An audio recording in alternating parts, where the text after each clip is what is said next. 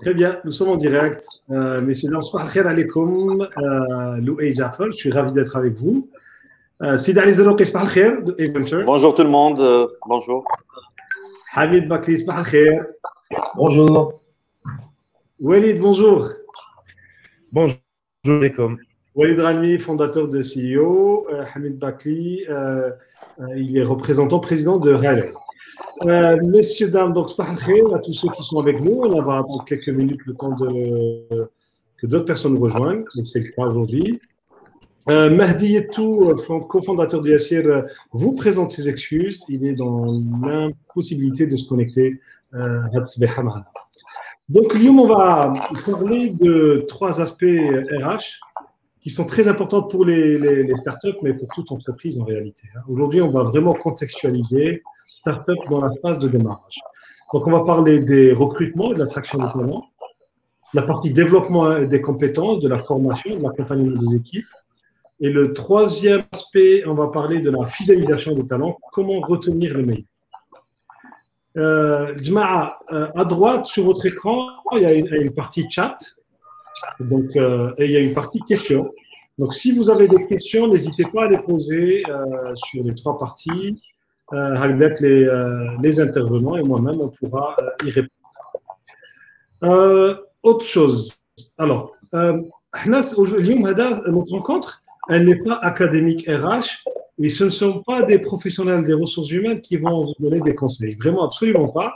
Aujourd'hui, on a des entrepreneurs et aussi des organismes d'accompagnement qui vont partager leur expérience, leur vécu, donner des conseils ou partager des erreurs à éviter. Mais ce n'est absolument pas des conseils de professionnels des RH. Vraiment, je tiens à le préciser. Autre chose. Donc, là, on a j'ai une série de questions pour les intervenants. Vous, nos amis et les participants, n'hésitez pas à enrichir vos questions. Messieurs, je vous demanderai d'être bref dans vos réponses, entre 1 minute 30 à 2 maximum. Et je me permettrai, si vous voulez bien, de vous couper quand cela est nécessaire. C'est d'aller, Hamid, Walid, d'accord. D'accord, très bien. Très bien, parfait. Alors, je pense que là, très bien, nous avons 22 personnes connectées. Je pense qu'on peut commencer. Juste un petit rappel, on organise dans le cadre des 15 ans d'Emploatique. Donc, on commence aujourd'hui pour vous offrir les conseils précieux de nos amis les intervenants. Merci encore énormément, Sidi Ali, Hamid et Walid, d'avoir participé, d'avoir accepté de participer. Et merci à Mahdi, même s'il n'a pas pu se connecter, il participera au prochain. Donc, on commence aujourd'hui par cette masterclass. Et Emploatique, je dis à tous nos amis start-upers, vous avez à partir du 1er juillet, donc 6 mois gratuits, illimités sur Emploatique pour recruter et communiquer. Jama'a, on va parler d'abord, le premier sujet, c'est le recrutement et l'attraction des talents. Et moi, je vais être simpliste. Il y a deux types de startups, en tout cas celles que je connais, Fedzahir. Il y a des startups avec financement, il y a des startups sans financement. Et la stratégie de recrutement, elle peut être complètement différente entre experts avec un budget, junior avec une nécessité d'accompagnement. Je vais commencer à la question à Walid, parce que c'est le plus jeune, je pense qu'il a l'expérience la plus fraîche dans sa tête. Walid, comment tu as fait pour réussir tes premiers recrutements fait d'autres? Alors, merci beaucoup déjà, Loaï, et merci à Emploatique pour l'initiative que je trouve excellente. Pour être très bref, j'en ai 1 minute 30, donc je vais aller directement au but.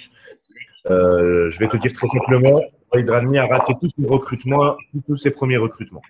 Je recrutais de la main-d'œuvre juste pour recruter, mais je pense que pour réussir une bonne première main-d'œuvre et de bons collaborateurs, il faut trouver et chercher des gens engagés.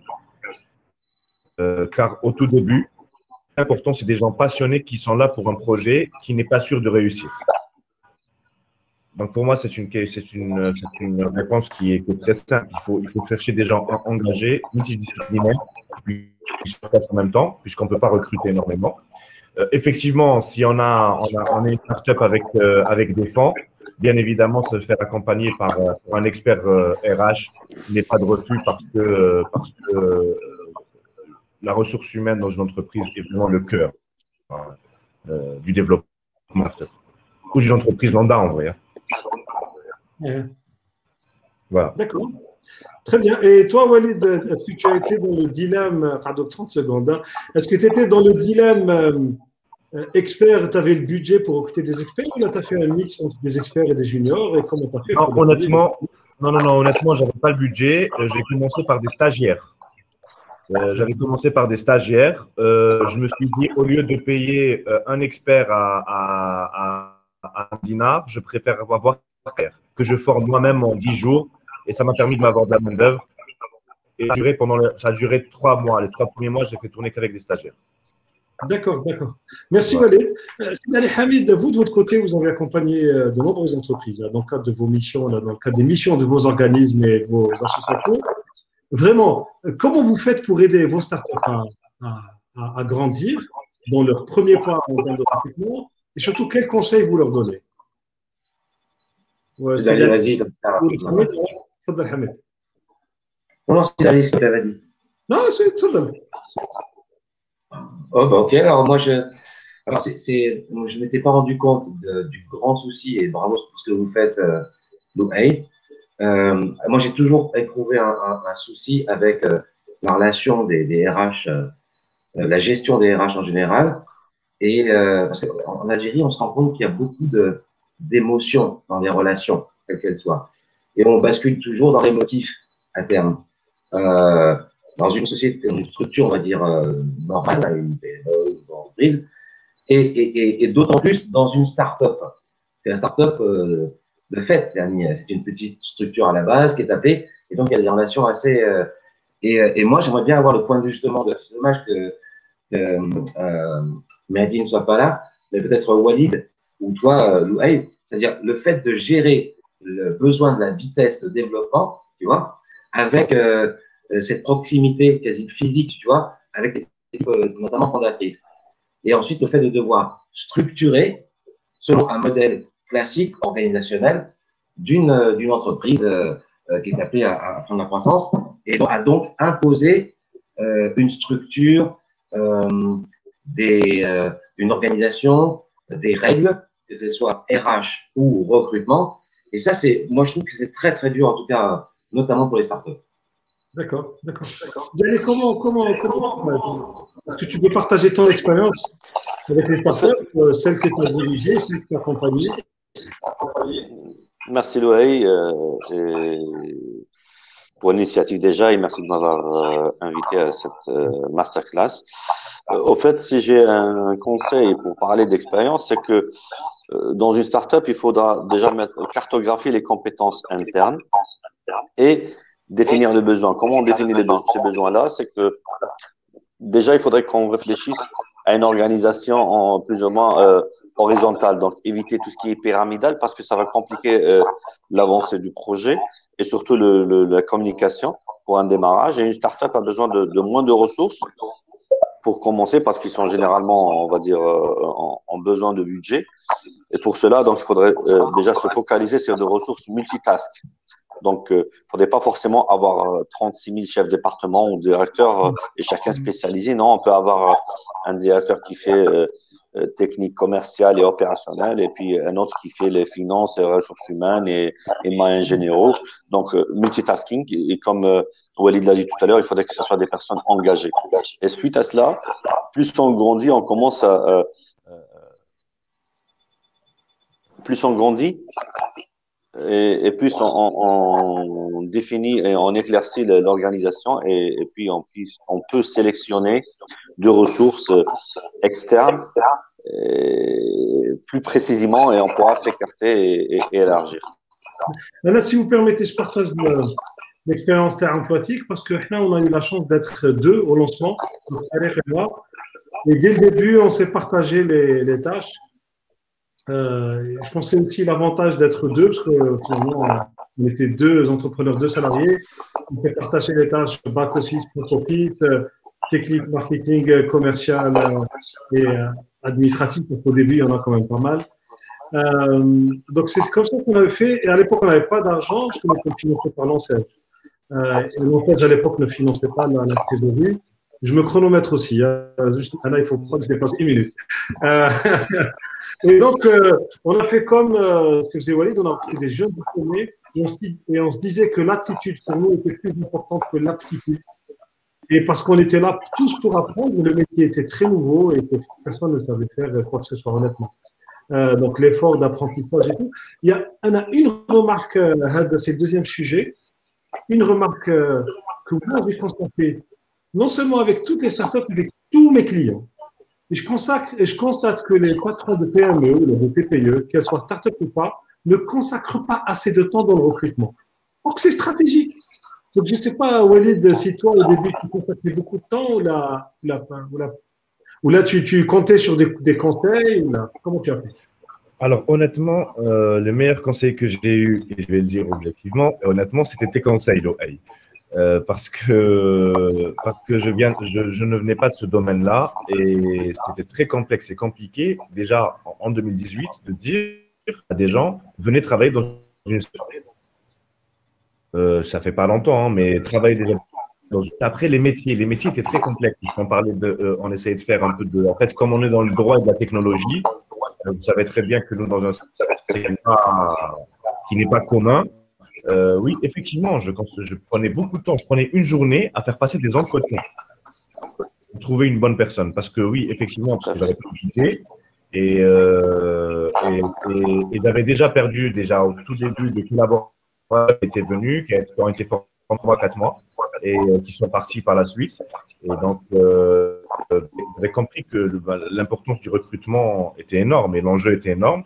Donc oui, je prenais énormément de temps de bien choisir mes profils. Je vous ai dit, bon, j'avais recruté des stagiaires au tout début. Aujourd'hui, une de mes cadres était stagiaire au début. Donc ça veut rien dire. Hein. La responsable veille, aujourd'hui, chez les Valbuquerque, a commencé avec moi lors du lancement. Donc non, elle m'a fait chose sur la boîte aujourd'hui. Ah bah, très bien. Très bien. Hamid, est-ce que les startups… Bon, le constat qu'on fait, c'est que la plupart des startups qu'on connaît sont très petites et recrutent 2-3 personnes en une année. C'est clair, ce n'est pas des volumes. Surtout les premières années, la première ou la deuxième année. La première ou la deuxième année, on recrute 2, 3, allez, 10 dizaines maximum. Je parle de la majorité des startups. Hein. Et donc, toi, comment, de ton observation, parce qu'aujourd'hui, tu as reçu pas mal de startups, est-ce que, à ton avis, elles ont un minimum de méthodologie? Est-ce que les entrepreneurs consacrent un peu de temps? Ou est-ce qu'ils font de manière un peu, comment dire, empirique?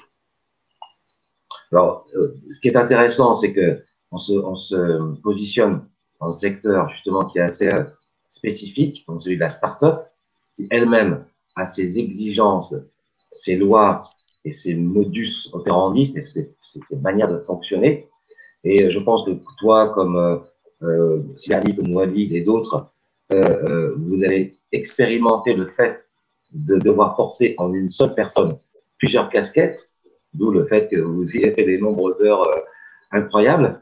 Et vous savez, à l'expérimentation, vous touchez au quotidien, quelles sont les priorités, tout en ayant la nécessité de devoir apprendre sur le terrain. Je pense que c'est une caractéristique de la start-up.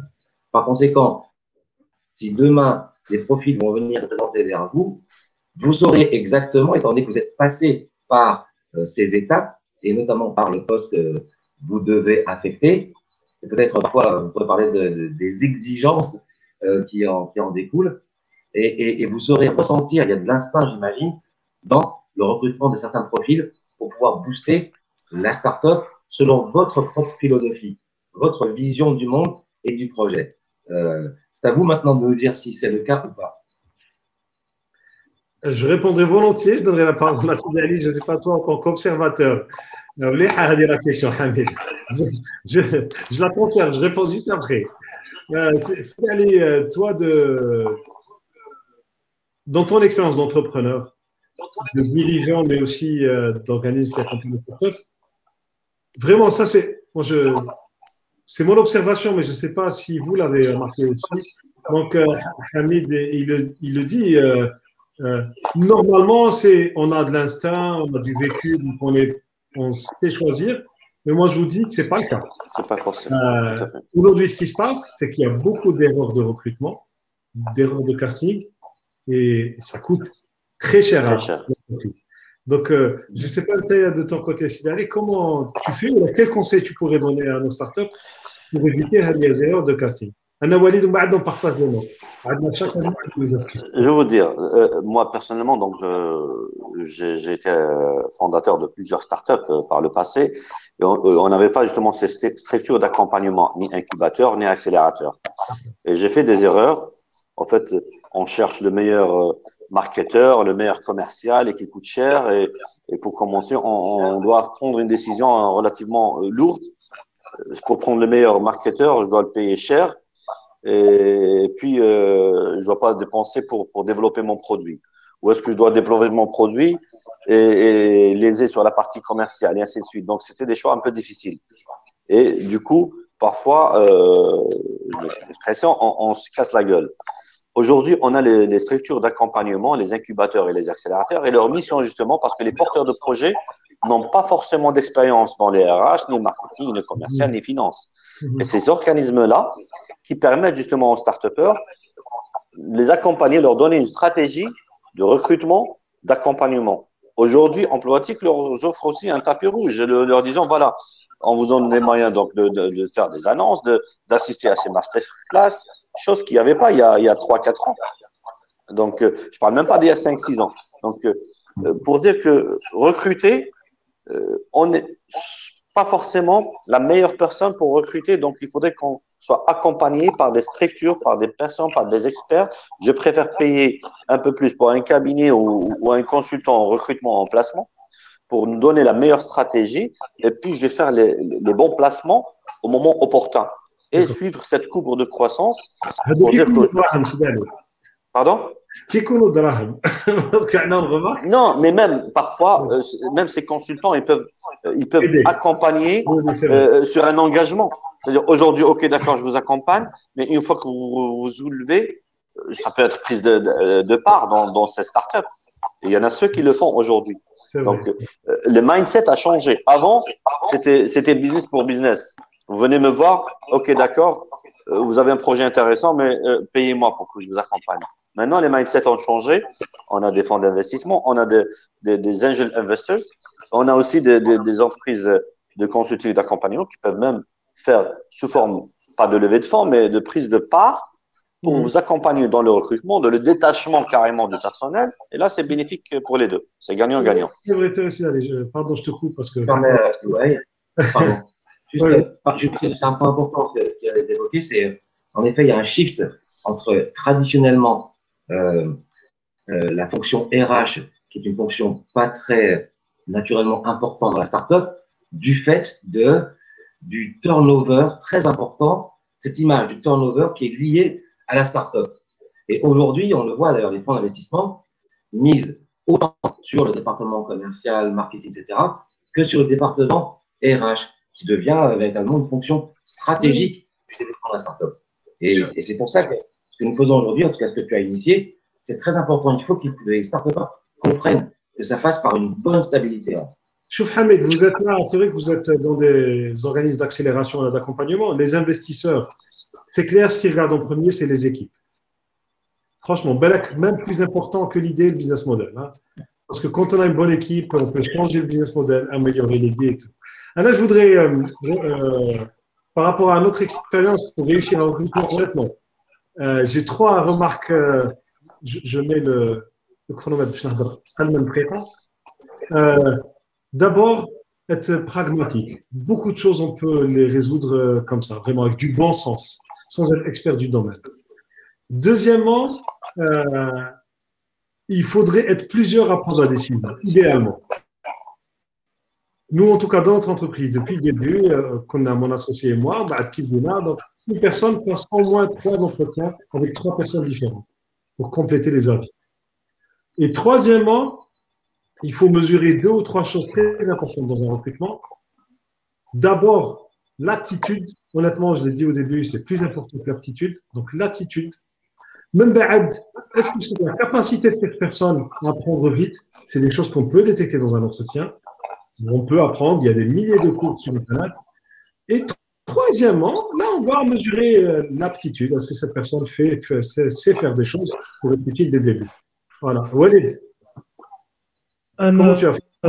Je vais te rejoindre pour t'expliquer. Alors, moi, chez Legal Doctrine, il y a eu deux étapes. Il y a eu la première étape pour la démarrer comme startup et après l'accélération de Legal Doctrine, là où il fallait beaucoup recruter. Moi, j'ai misé sur un département RH, comme je t'en avais parlé, et j'ai misé sur les process RH, les process de recrutement. Et depuis que j'ai appliqué de très bons process de recrutement, on filtre beaucoup plus, et ça nous permet de détecter des gens engagés ou pas, techniquement sérieux ou pas. Honnêtement, partager la décision, c'est très bien, puisque aujourd'hui, chez nous, chez Legal Doctrine, en fait, chaque département choisit ses collaborateurs. C'est comme si on avait plusieurs unités et chaque manager choisit les siens, choisit sa Dream Team. Et moi, pour bien recruter dans une startup, il faut prendre en considération 3 points. Déjà, nous, on doit bien comprendre le besoin et ne pas vendre du rêve parce que la personne est vite perdue. Non, parce que en fait, les gens, au bout de 3 mois, 6 mois, ils font collègue après, là, voilà, ils sont collègue, non. Il faut être honnête intellectuellement. Et ça, c'est le deuxième point pour moi, c'est le recrutement. Il est super important. Faire des tests pendant les recrutements, c'est super important. Pour moi, c'est primordial. En fait, moi, je regarde même pas après. En fait, honnêtement, je regarde même plus. C'est-à-dire que je vois aujourd'hui avec mes managers me disent oui, il a fait le test, que ce soit pour la partie dev. Donc, on a créé des tests techniques où il y a même des tests gratuits en ligne qu'on peut utiliser.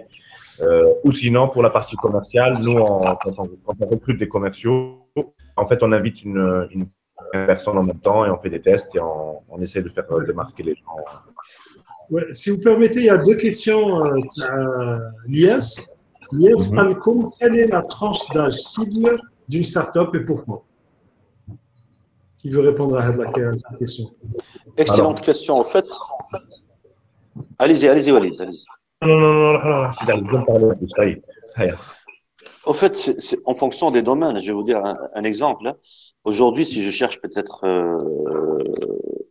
donc déjà dans une start-up, quand on dit start-up, ça n'a rien à voir avec l'âge.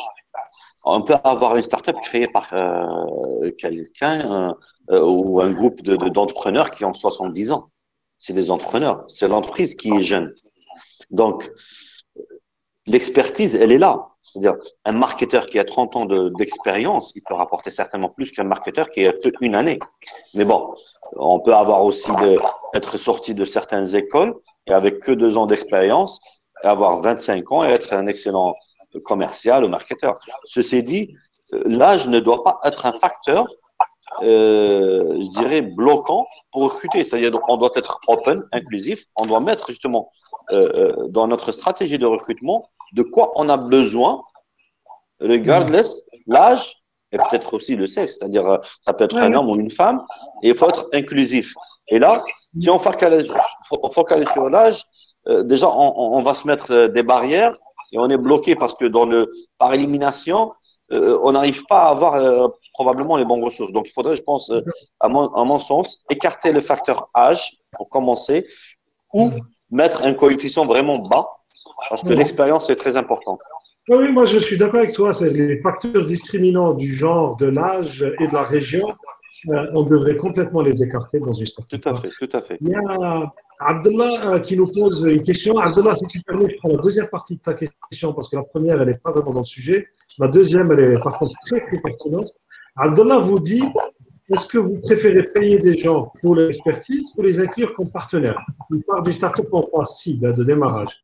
Quelle observation, toi, tu as fait, Hamid, des startups que tu as accompagnées? Est-ce que la méthode de transformer des travailleurs en partenaires est quelque chose qui convient? Moi, je suis tout à fait favorable à ça. Je suis tout à fait favorable. Et au contraire, D'ailleurs, dans le but, dans la mesure où les profils ont fait parce qu'il y a une question qui est sous-jacente à tout ce qu'on vient de dire, c'est celle de la fidélisation, le fait d'adhérer au projet et d'accompagner sans borne ce projet et par conséquent les équipes.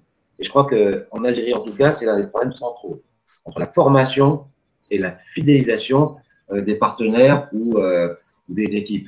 Et là, peut-être que vous pourrez peut-être partager votre avis. Et moi, à terme, c'est ce que j'ai toujours dit, je préfère avoir 10% de 100 que 99% de 0,5 l'année. Et pour ça, il faut savoir partager, et c'est un gage pour moi aussi de reconnaissance, mais également d'implication davantage. Et c'est mérité, c'est logique, et on n'invente rien, dans le monde entier, c'est comme ça que ça se passe. Donc, dans la mesure où en effet les profils correspondent, qu'il y a de l'implication et de la volonté derrière, moi je ne suis pas, bien au contraire, je suis pour l'implication, notamment dans le cadre des statuts et des parts sociales. D'ailleurs, je voudrais rajouter quelque chose, toujours dans le même ordre d'idée de Hamid, que je partage à 100%. Au fait, je suis vraiment ravi de suivre ces jours-ci sur les réseaux sociaux. On voit de plus en plus les gens qui sont ouverts au partenariat. Avant, j'ai une idée, c'est mon idée, je voudrais réussir moi-même et seul. Et souvent, les startups se cassent la gueule et n'arrivent pas au bout du chemin parce qu'ils voudraient réussir seuls. Et justement, les Occidentaux, ils ont réussi parce qu'ils se disent, moi, j'ai l'idée, je suis champion dans l'idée, et je sais comment le mécanisme fonctionne. Mais j'ai besoin d'un partenaire au lieu de recruter, qu'il soit un partenaire, justement pour qu'il soit engagé. En RH, un partenaire en finance, un partenaire en ceci, cela, et on construit une équipe de 5 à 6 personnes et on commence notre voyage et notre projet. Et justement, depuis quelques temps, je constate, je suis je tombe sur des postes souvent. Je cherche un partenaire pour rentrer avec moi dans tel projet. J'ai besoin d'un développeur, d'un infographe, d'un marketeur, d'un commercial. Donc, le mindset commence à changer et ce ne peut être que bénéfique. C'est-à-dire, au lieu de recruter, il cherche un partenaire. Et là, l'engagement est encore multiplié, pour ne pas dire démultiplié par 10 ou 100 et on ne pourra que réussir. Alors, j'encourage ce genre d'initiative et ne soyez pas selfish ou pour ne pas dire égoïste, parce que selfish, c'est un peu soft. Essayez de faire des partenariats avec tous ceux qui peuvent apporter un plus et vous accompagner dans votre aventure. Plus tard, vous allez voir que vous avez fait le bon chois. D'accord, merci. C'est que l'entrepreneur, c'est pas n'importe qui devient entrepreneur. Pas n'importe qui peut prendre des parts dans une structure et comprend les implications. Et c'est là où il va falloir à un moment donné jauger de la capacité. Des gens préfèrent être salariés et ça se respecte, Annie. Et c'est pas tout le monde qui a compris ce que demande, ce que exige la fonction entrepreneur. Hein. Donc, et ça, peut-être, vous pourrez en discuter derrière. D'accord, merci Hamid. Walid, j'ai une question pour toi, je l'ai réservée pour toi. Walid, ce que je remarque, les startups en général, beaucoup d'attention autour des recrutements des profils techniques et marketing. Mais honnêtement, le problème, c'est que je le constate. Et si d'aller aborder le sujet tout à l'heure à moitié, quand il a parlé de commerciaux, moi je trouve que la fonction commerciale est très, très largement négligée dans nos startups. C'est-à-dire qu'ils sont là pour faire de l'argent, pour créer de la valeur, et pour ça, il faut des gens qui savent faire du business. Et généralement, c'est un profil qui est négligé, laissé à la fin, une fois que le produit est prêt et tout. Ouais, les douches avec il est très simple. La start-up, alors chauffe, on ne peut pas avoir de partenaire, on ne peut pas avoir de projet, ni vision, ni stratégie tant qu'il n'y a pas d'argent. Même on ne peut même pas avoir d'investisseurs parce que même quand je suis une jeune pousse, j'ai un petit projet, j'ai une idée. Tout est une question de rentabilité parce que ça se ressent et c'est vite start-up, c'est-à-dire 3, 6 mois, 12 mois. Bon, je ne dis pas que la rentabilité d'une start-up, c'est-à-dire qu'il y ait des rentrées d'argent et la fonction business. Je remarque, à chaque fois que je prends le temps d'échanger avec la comme la start-up, et pour le crème 5, 4, 3, 6 personnes, 7, 10 personnes, vous êtes combien de départements commerciaux? Ils présentent le c'est lui le commercial et c'est le fondateur qui tire son expérience. Il n'a jamais fait de commercial, il n'a jamais fait de B2B. C'est très complexe. Hein. En fait, on ne comprend pas qu'en fait, tant qu'il n'y a pas de département commercial compétent, sérieux et qui puisse faire déployer la boîte, le reste, pas. Parce que. Merci Walid. Vraiment, je voulais juste ajouter un truc. Moi, ce que j'ai remarqué, c'est ce que tu dis, c'est-à-dire que le département commercial, j'ai l'impression qu'il y a les startups. Oui. C'est-à-dire qu'il est toujours laissé à la fin, alors qu'il est stratégique. Je ne dis pas qu'un truc est plus important qu'un autre. On sait très bien, c'est une chaîne et il faudrait que chaque morceau de la chaîne soit résistant, fort pour tirer la croissance. Mais si vous ne mettez pas le carburant qui est le commercial, ça ne peut pas démarrer. Non. Pour moi, il y a le département tech qui est très important. Juste après, c'est le département commercial. Mais, en fait, parce qu'au pire des cas, parce que quand on commence, on n'a pas de stratégie marketing, on essaie de faire le maximum en référencement, on fait quelques boosts peut-être sur les réseaux sociaux, mais après, il faut qu'on travaille. Donc pour moi, département tech, très important, aussi important pour faire vivre le département tech, bien évidemment, c'est le département commercial. D'accord. On a d'autres questions. Alors, on a Hassiba qui nous dit pour créer sa start-up, on doit se diriger au premier vers un ministère. C'est une question. Non, il faut avoir une idée. Et si tu veux la labellisation, il y a le ministère des startups qui offre ça. Et on peut très bien créer une start-up sans être labellisé. Abdelkrim pose une question importante. Sidi Ali Hamid, à vous de la partager. Les partenaires peuvent faire pression pour être rémunérés au bout d'un certain temps. Comment il faut faire pour gérer tout ça? C'est-à-dire que vous avez tous les deux abordé la question, sont entourés de partenaires pour nous aider au début, mais à un certain moment, les partenaires voudraient payer. Au fait, justement, pourquoi on a dit aussi avant, il faut être accompagné par des consultants il y a même maintenant sur le net, on trouve des modèles de contrat. Donc, on peut prendre des parts dans des startups et ne pas recevoir ces dividendes avant 2 ans ou 3 ans. D'ailleurs, celui qui entreprend, c'est pas un commerçant. Il va pas investir ou va pas s'investir pour être rémunéré le lendemain. Ça, c'est clair. On le connaît tous.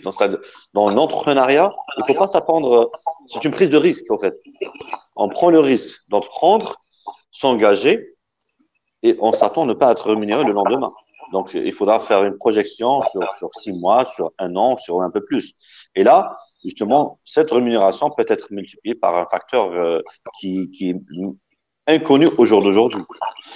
Et c'est clair, en engageant un partenaire, on doit rédiger un contrat et prendre ses précautions de telle sorte que dès qu'on commence à générer du revenu, on va toucher tel pourcent pour telle activité. Donc, définir tout ça dans un contrat d'engagement et de partenariat qui sera accepté par les deux parties.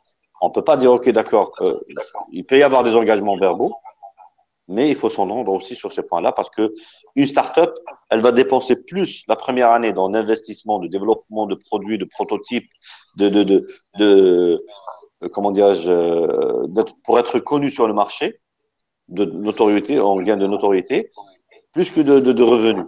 Donc, elle sera déficitaire la première année. Merci, Cédric. J'ai une question différente pour toi, Hamid, de Abdesami.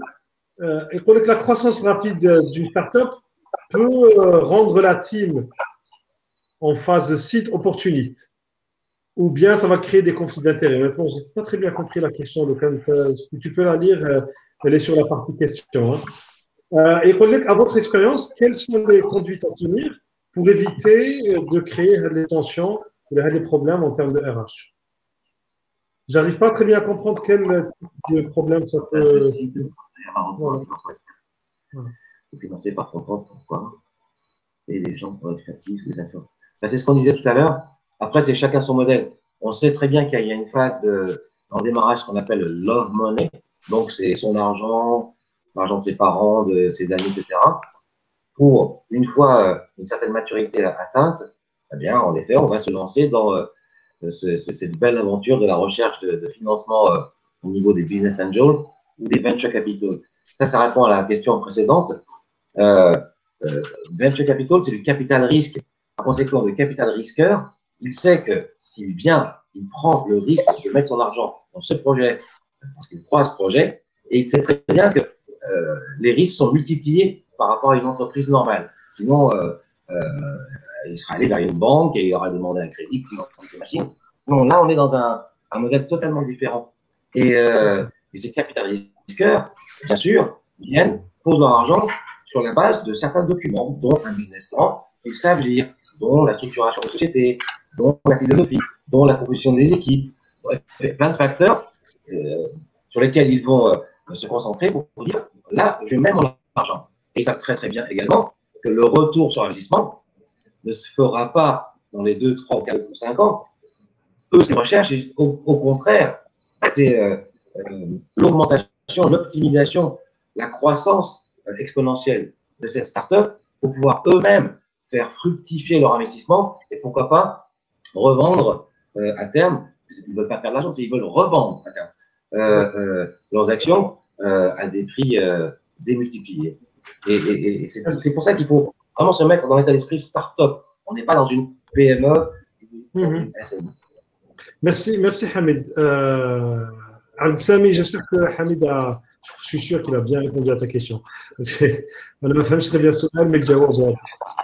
Jamal, il nous pose une question au démarrage de start-up. Est-ce que c'est mieux de recruter ou faire appel à des freelanceurs pour les financiers pour le développement, le commercial et le marketing? Moi, je dis, Jamal, ça dépend. Walid, si tu es là, tu réponds à cette question. Sinon, moi, je te dis, Jamal, ça dépend. Hein. Ça dépend. Objectivement, ça dépend de plusieurs facteurs. On ne va pas recruter. En fait, ça dépend du besoin qu'on a. Je veux pas. Si j'ai envie de faire une vidéo de présentation de mon produit, donc j'ai besoin d'une personne qui est forte en motion design. Je ne vais pas recruter un spécialiste designer motion design et le garder tout qui coûte très cher. Donc, ça dépend des besoins. Il faut être très objectif sur ce genre de sujet. Pour moi, travailler avec des au début, c'est très bien. Même aujourd'hui, hein, même 3 ans plus tard, on continue à le faire. Le sujet est bien précis. Ben merci Walid, ben exactement, je suis complètement d'accord avec toi. Sur des sujets, Jamal, moi je pense que sur des sujets sur lesquels il faut capitaliser, c'est-à-dire construire un portefeuille client, travailler sur une technologie sur le long terme, ou mettre en place une stratégie marketing et la poursuivre. Il faut avoir des personnes qui sont engagées dans l'entreprise. Mais si c'est pour répondre à des problématiques ponctuelles, c'est très bien de faire appel à des freelances. Donc ça dépend. Alors, Mokhtar Djereri, et je pense que la question qui répondait à Léham Koubil Walid, la capacité d'une personne à coder n'est pas forcément dans un CV. C'est vrai, c'est pour ça qu'il faut faire des tests. Je me permets de répondre rapidement à ça. Si vous connaissez, il y a d'autres questions. Je pense qu'on a fait la première partie, si vous permettez, chers amis. Ça fait déjà 38 minutes.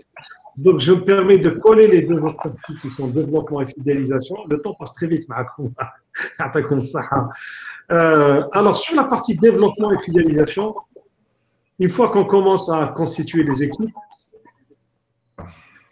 et que la mayonnaise commence à prendre, quelles astuces vous pouvez partager avec nos start-upers pour, surtout quand on recrute des juniors, hein, parce que c'est souvent le cas, honnêtement, c'est ce que j'observe moi sur le marché. Comment faire, ou quelles astuces vous pouvez partager pour les former et les faire rapidement monter en compétences? Walid, puisque tu nous as donné l'exemple de ta stagiaire qui est devenue responsable d'un département, je pense qu'on peut la nommer, hein, parce qu'il faut la féliciter pour elle. C'est vrai. C'est Sarah Al-Mansba, effectivement. Sarah Al-Mansba, c'est une collaboratrice stagiaire très jeune. Je l'ai recrutée, elle avait 20 ans. Très bien. Donc, Walid, comment tu as fait, toi, pour accompagner donc, Sarah et ses collègues dans le développement de leurs compétences pour grandir avec ton entreprise? Comment tu as fait? Alors, déjà, honnêtement, il faut reconnaître l'effort de la collaboratrice parce que c'est une personne qui veut apprendre.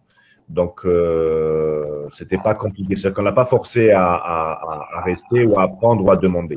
Après, bien évidemment, sur les informations, faut toujours, en fait, je suis auditeur financier, donc de base, donc de formation, et j'ai travaillé dans plusieurs cabinets d'audit.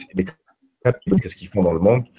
En fait, ils insistent énormément sur les aspects de formation continuelle. C'est-à-dire qu'il ne faut pas que ça soit une formation par an. En fait, nous, ce qu'on faisait, c'était qu'on prenait une journée par mois où on faisait que de la formation. Et surtout, donner, pour les fidéliser, enfin, pour Sarah, si je prends Sarah, c'est de lui donner de la perspective et une vision à l'avenir. Ça veut dire que voilà, ton tâche, si tu l'as fait bien, je te donnerai cette tâche, une autre tâche.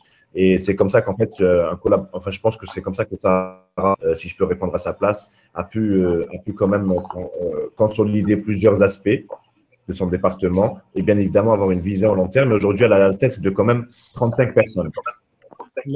Super. Super. Merci Walid. Jama'a qui sont avec nous, on est une trentaine, bon, bravo. N'hésitez pas à poser votre question. Sabrina, apparemment, on n'a pas répondu à ta question. Si tu peux la mettre dans la partie questions. Et Yasmine, si tu peux m'aider à sélectionner les questions, on répond. Sidani, Hamid, une question de par votre expérience dans le monde de l'entreprise et du conseil aussi. Quel conseil vous pouvez donner aux startups? Préparer leur manager de demain. Walid, il a donné un exemple. Donc, c'est quelqu'un qui a commencé petit, qui a grandi avec l'entreprise. Mais après, les entreprises peuvent être travailler entre deux approches. Ramener de l'expertise managériale de l'extérieur, une fois qu'il y a une maturité, ou au contraire, investir pour faire monter de l'intérieur, quand c'est possible. Donc, quel conseil vous pouvez donner par rapport à ça? En fait, je pense le plus important, déjà, dans la fidélisation, parce qu'en fait, c'est lié, dans la fidélisation des employés, c'est de les impliquer dans la prise de décision. Ça, c'est très important. C'est valoriser son personnel et le mettre en confiance. Ça, c'est très important. Donc, suite à l'implication, donc déjà, on commence à détecter les futurs leaders. Donc, avec des propositions, avec la façon de communiquer avec ses collaborateurs, comment écouter les autres. Et puis, le fait d'être donc déjà avec, comme on a dit tout à l'heure, donc une organisation relativement platonique, horizontale, ça permet de faire sortir des leaders potentiels et comment dire, ça ne peut être qu'une évolution en interne. Donc, le fait, comment dirais-je, de mettre en challenge le personnel de son entreprise de façon transparente permet de ressortir ces ressources-là. Je ne sais pas si…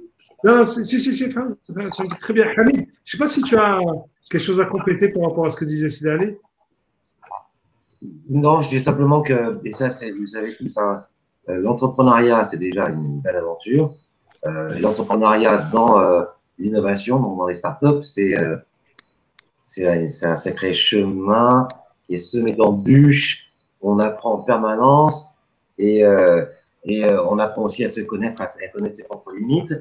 Et c'est très difficile. Donc, la dimension instinctive, si tu veux, des fondateurs, des partenaires dirigeants, je crois que c'est fondamental. C'est pour ça que la plupart des fonds d'investissement aujourd'hui focalisent avant tout sur les fondateurs, ceux qui tiennent les piliers de la startup et donc de l'équipe.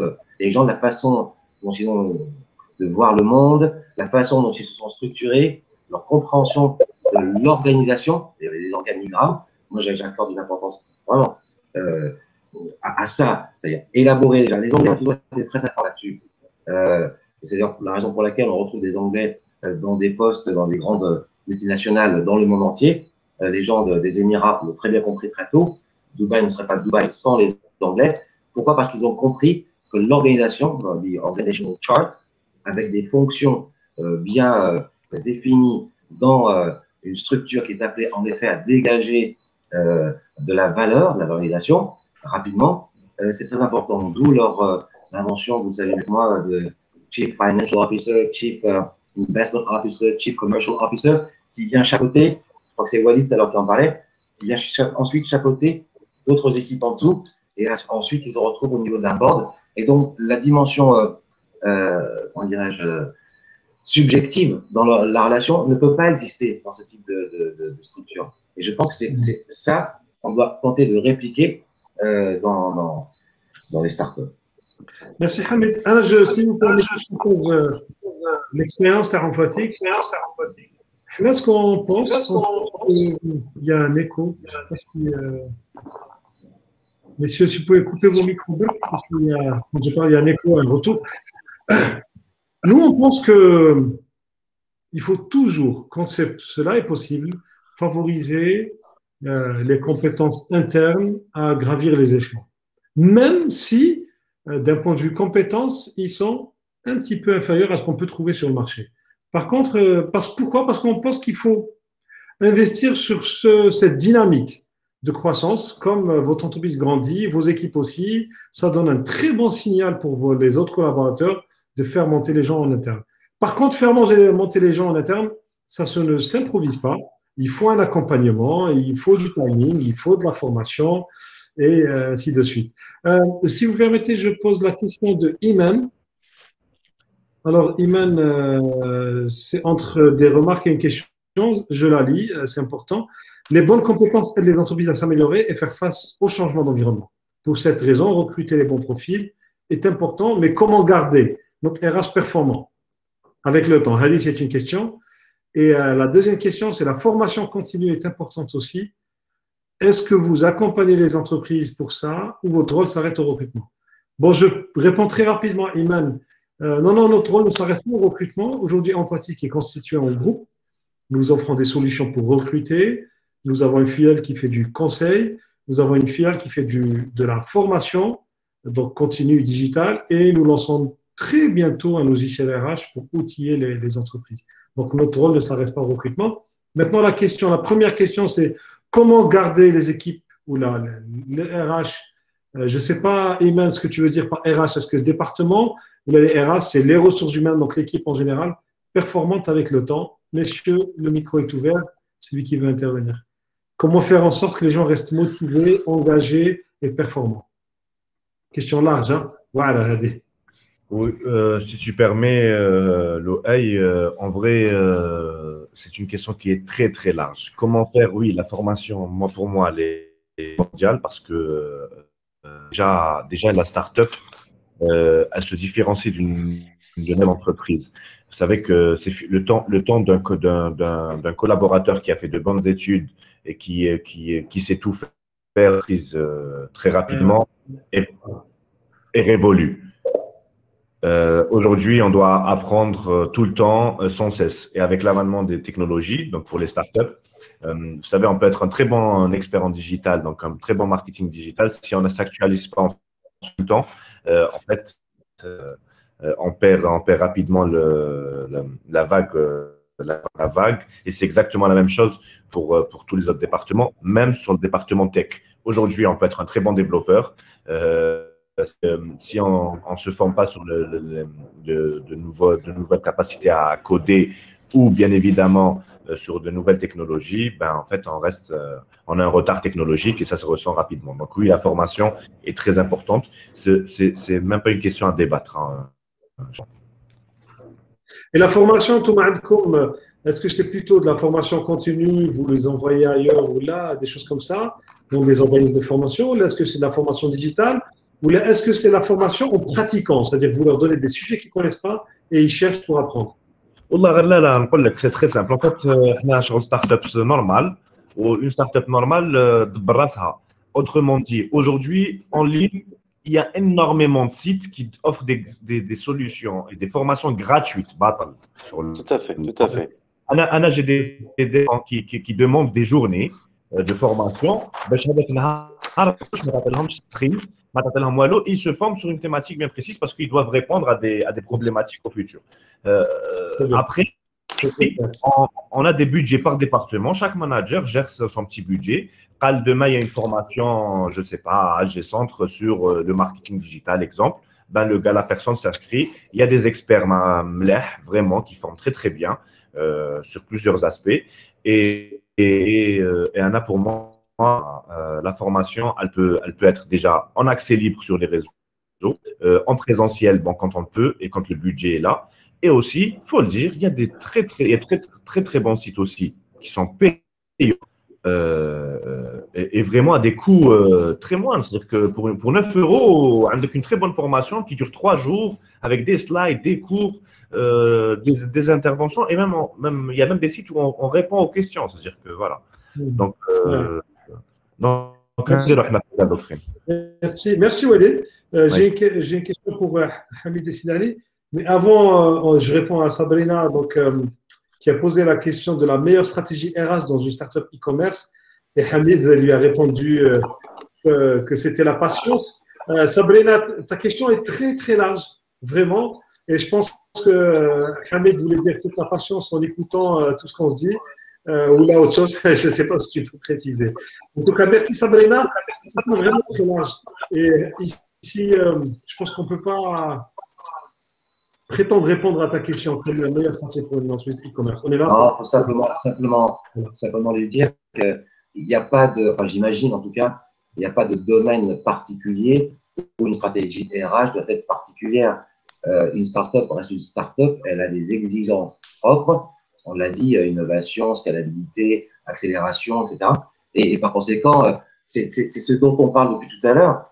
Vous êtes là pour attester. Et d'ailleurs, ce que j'avais tenté d'imaginer il y a à peu près un peu plus d'un an, ça m'a fait la pandémie, avec Mehdi notamment, qu'on salue, c'était de dire, vous, en tant que leader, modèle, c'est ce qu'on cite d'ailleurs dès qu'on parle de start-up en Algérie, Emploitique, Légal de Prime, Yassir, elles ne sont pas nombreuses. C'était de dire, votre rôle de grand frère doit se manifester. Et nous, dans le cadre de l'incubation, on dit aux jeunes, venez, et Mehdi a accepté d'emblée, donc je pense que vous êtes de la même engeance et que vous le ferez aussi, c'était de dire, dès qu'on a recensé des porteurs de projets intéressants, ce qu'on fait, on leur fait la tournée des startups qui ont déjà réussi, ce sont des modèles maintenant, pour leur montrer la façon dont vous êtes structuré, vous-même en interne, pour arriver à ce que vous êtes, et peut-être aussi relater votre propre expérience comme on le fait aujourd'hui. Moi, je crois beaucoup à cette transmission du signal pour pouvoir, et puis Dieu sait qu'on en a besoin, parce que l'exemplarité, elle est là. Alors, on va prendre l'exemple chez eux, j'ai dit, ça a fonctionné. Et de là, ils vont commencer à comprendre ce que ça prend d'être start-upper. Voilà. Merci. Donc, voilà, je te confirme que, bon, Walid, je parle à plastique, en pratique, et puis franchement, les entrepreneurs sont tous dans cette logique de partage et on ne refuserait jamais une visite de jeunes qui se lancent ou là de conseils. Donc, on est sur ça. Et nous, même entrepreneurs et nos équipes, on est complètement engagés sur cette question. Sidali, une question. On sait très bien que les personnes, les RH, les talents, c'est le nerf de la guerre. De toute façon, une start-up, c'est d'abord une idée, et heureusement, l'idée, c'est ça le génie de l'être humain. Et maintenant, une start-up qui grandit, et c'est les collaborateurs aussi grandissent avec, ils deviennent experts, plus productifs, et ils prennent de la valeur sur le marché, et là, ils deviennent extrêmement sollicités de l'extérieur. Comment on doit faire une start-up pour se rendre compte de la valeur que prennent ces équipes et pour ne pas tomber dans l'erreur de laisser partir des gens qu'on a mis 1 an, 2 ans à former pour arriver à ce niveau de performance? En fait, c'est un chemin ou une situation qui est inévitable. Pas que dans les startups, même les sociétés, les grandes entreprises souffrent de ça.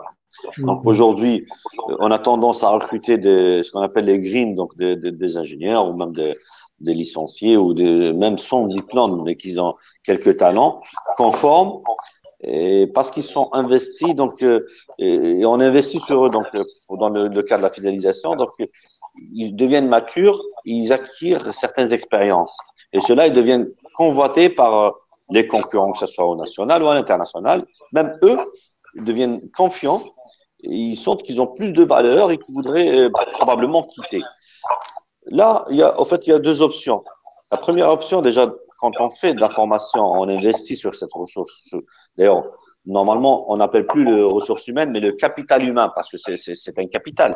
Donc, ce capital-là, sur lequel aussi on a investi, il y a un contrat de fidélisation donc, qui est là pour garantir quelque part que cette ressource reste au niveau de l'entreprise. Et de deux, dès qu'on sent que cette personne est indispensable, sachant que nul n'est indispensable, mais pour la continuité, parce que si on développe une solution, il n'y a que 2-3 personnes qui connaissent les ingrédients, la recette de cette solution, donc on doit les garder de façon perpétuelle. Il faudrait penser à un modèle, à les rendre ou les convertir en actionnaires ou qui prennent part dans cette entreprise. J'ai parlé de ça tout à l'heure.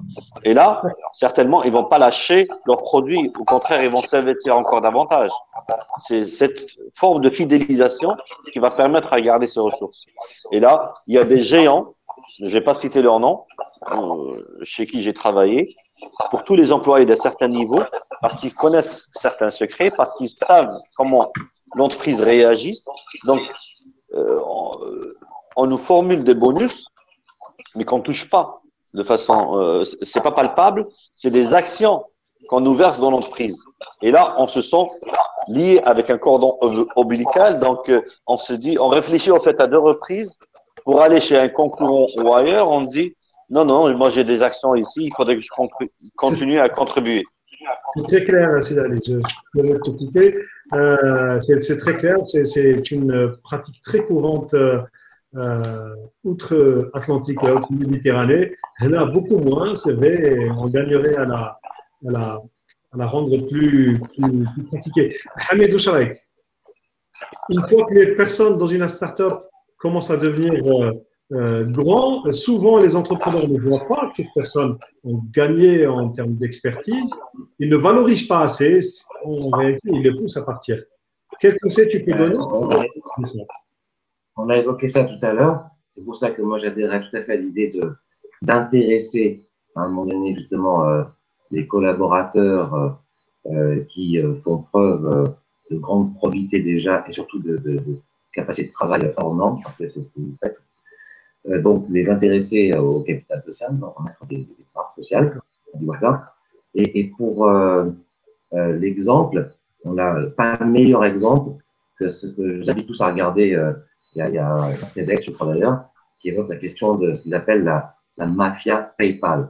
PayPal Mafia, où on a un cercle avec une quinzaine de personnes qui sont toutes issues de la même société, donc PayPal, et qui, à un moment donné, se sont, ont éprouvé le besoin de sortir de cette structure qui avait gonflé de manière exponentielle, et qui eux-mêmes avaient leur propre projet, et qui ont créé des petites sociétés qui s'appellent YouTube, Tesla, etc. Et à eux-mêmes, donc issus de la même société, ils sont en train de contribuer à la création d'un écosystème extraordinaire. Parmi ces personnes, je crois qu'on compte une dizaine de licornes, on peut dire plus de décacornes. Et c'est un vrai. Je vous invite à regarder et se connaissant, ayant travaillé, évolué ensemble, aujourd'hui, ils sont capables de fermer le canal de communication d'un président des États-Unis, par exemple. Enfin, on peut en discuter, mais voilà des choses concrètes. Et je suis persuadé qu'avec un terrain de jeu aussi vaste que l'Algérie, aussi demandeur que l'Algérie, avec des potentiels extraordinaires, parce que faut se souvenir que l'Algérie est un pays fermé. Pas n'importe qui peut venir activer en Algérie. Les jeunes start-upers ont un terrain de jeu extraordinaire. Ça marche. Merci, Hamid. Walid, il y a d'autres chemins. Messieurs ont abordé le chemin d'intéresser au capital les équipes. Il y a aussi un autre chemin comme valoriser, partager la vision et faire monter en compétences, donner plus de responsabilités. C'est ce que tu as fait dans ton entreprise. Est-ce que tu peux partager avec nous comment tu arrives à garder les meilleurs et faire en sorte qu'ils prennent plus de responsabilités avec l'entreprise? Non, il n'y a pas eu de prise de participation. Je suis certain qu'il y en aura prochainement. Mais objectivement, en fait, c'est être à l'écoute et toujours être regardant sur l'engagement des collaborateurs. Donc, pour moi, une personne qui travaille, qui est engagée, qui est sérieuse, il faut être là pour savoir la remercier à un moment donné et lui donner plus de responsabilités. Et à un moment donné, je pense qu'aujourd'hui, nos cadres, à 80%, c'était des ex-juniors. Et nous, on les motive en étant aussi humains. Alors, personnellement, je base énormément sur le facteur humain. Ça veut dire que quand le collaborateur a besoin de nous, a besoin de la direction, moi, enfin, en tant que CIO, je prends le temps, très simplement et sans protocole, où là, le facteur humain est très important. Des fois, un collaborateur perd juste confiance ou il y a des problèmes externes liés à sa propre famille. Enfin, ça peut être des sujets très complexes. Il faut être à l'écoute du collaborateur et bien essayer de le comprendre en même temps. Ça marche. Merci Walid. Une remarque pour nos amis qui sont connectés avec nous, n'hésitez pas à poser vos questions. Donc, il y a Maria qui a posé une question. Je vais la lire et je vais vous demander des réponses très rapides. Là, vraiment. Alors, Maria nous dit bonjour. Une entreprise à croissance très rapide se développe généralement plus vite que son fondateur, qui, lorsque l'entreprise arrive à une certaine taille, il ne peut plus la gérer.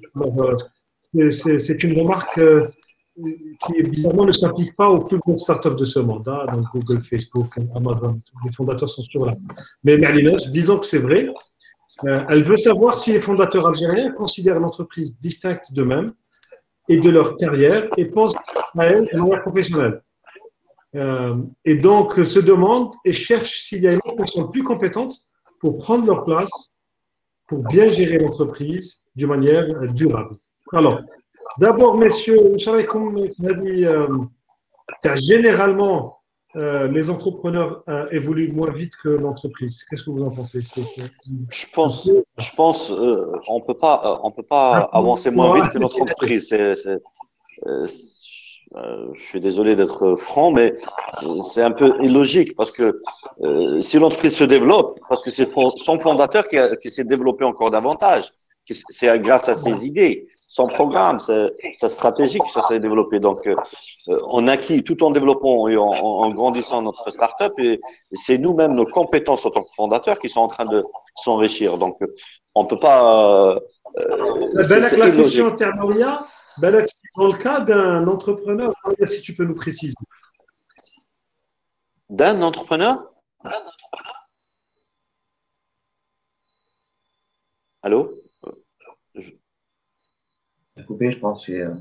Alors, un petit souci de connexion. Honnêtement, je ne sais pas si vous nous entendez, les amis. On vous entend, on vous entend. Parfaitement, l'oreille.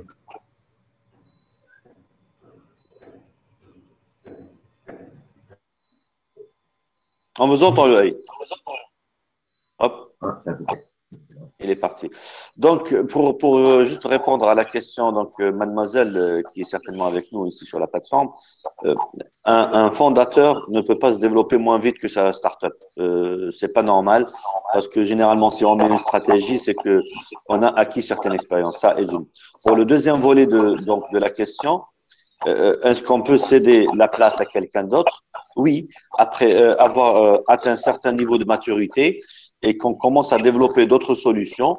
Généralement, le fondateur se focalise sur ce qu'on appelle les M&A, les Merger et Acquisition. Donc, parce qu'il est devenu entrepreneur un peu gourmand, il cherche à faire des acquisitions, à faire des joint ventures avec d'autres entreprises, le rachat comme a fait Facebook pour acheter WhatsApp, pour acheter d'autres solutions, donc Messenger et tout ça. Là, il peut être le chairman et confier la gestion de certaines directions, de certains produits à des CEO qui lui rendent des comptes. En fait, parce que parfois, on voit CEO par-ci, CEO par-là. CEO, c'est un président du conseil d'administration. Donc, il rend compte à un conseil d'administration et au chairman qui est l'actionnaire principal. Donc, je peux être un actionnaire, le fondateur, et mettre un administrateur qui va gérer l'entreprise et qui me doit des comptes chaque trimestre et chaque année, un bilan et tout ça, et on fait le point. Et s'il est mauvais gestionnaire, parce que je vous explique un truc. Rapidement. Si tu permets, parce que rapidement, si tu permets. Très rapidement, parce qu'on est à 1 minute 4. Ok, dans un cycle de vie d'une entreprise, il y a le démarrage, généralement la prise de position. Dans un marché, on a besoin d'un bon commercial, un bon marketeur. Et puis, dans la phase stabilité, d'un bon, ce qu'on appelle cost killer, ou quelqu'un qui fait dans le budget. Et puis, quelqu'un dans le technique pour l'optimisation, par exemple, d'un réseau pour le cas d'un opérateur téléphonie ou d'un provider d'accès Internet, et ainsi de suite. Donc, plusieurs phases. Et à chaque phase, le propriétaire, l'actionnaire principal, il met un gestionnaire, un administrateur ou un CEO qui est spécialisé dans cette activité-là. Et généralement, il y a les start-upers. Merci. يا ريت ان شاء الله نلحقوا هذه الفاز مازال aujourd'hui le monde des startups est très jeune derrière. Pour l'instant, les fondateurs sont dans leur entreprise et transpirent avec leurs équipes. Hamid, Walid, vous avez des remarques par rapport à ça? C'est une question très pertinente. Mais peut-être que Maria, il faut préciser le départ d'un entrepreneur qui fait que l'entreprise réussisse, il n'est pas envisageable. Mais si elle échoue, oui, il devient très envisageable. Hamid, Walid, si vous avez des remarques, et oui, je pense que déjà, terminer. Je ne suis pas d'accord avec la proposition. Une entreprise à croissance très rapide se développe généralement plus vite que son fondateur. Qui a dit ça? Moi, je n'ai vu ça. Et je n'ai tellement jamais vu ça qu'aujourd'hui, une start-up, quelle qu'elle soit dans le monde, elle est toujours personnifiée par son fondateur mythique. Et ça va de Zuckerberg à Bezos et comment s'appelle-t-il, le patron de Apple. Et, au contraire, c'est le porteur du rêve de visionnaire qui doit en effet protéger son défunt, entre guillemets. Rien n'empêche en effet ensuite d'aller lever des fonds, et on sait que ça peut donner lieu à certaines scènes un peu incroyables. Mais moi, en tout cas, je reste persuadé que c'est celui qui a, ou ceux, en tout cas les membres fondateurs, qui doivent et qui… je crois que la proposition est inverse en fait.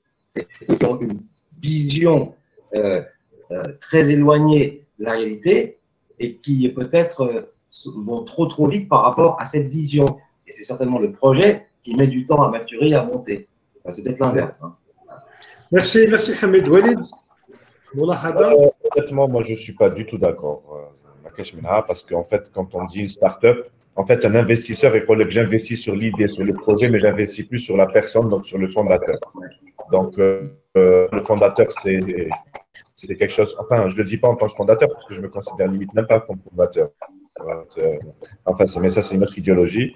Mais objectivement, non, c'est le fondateur, même un peu le noyau de démarrage.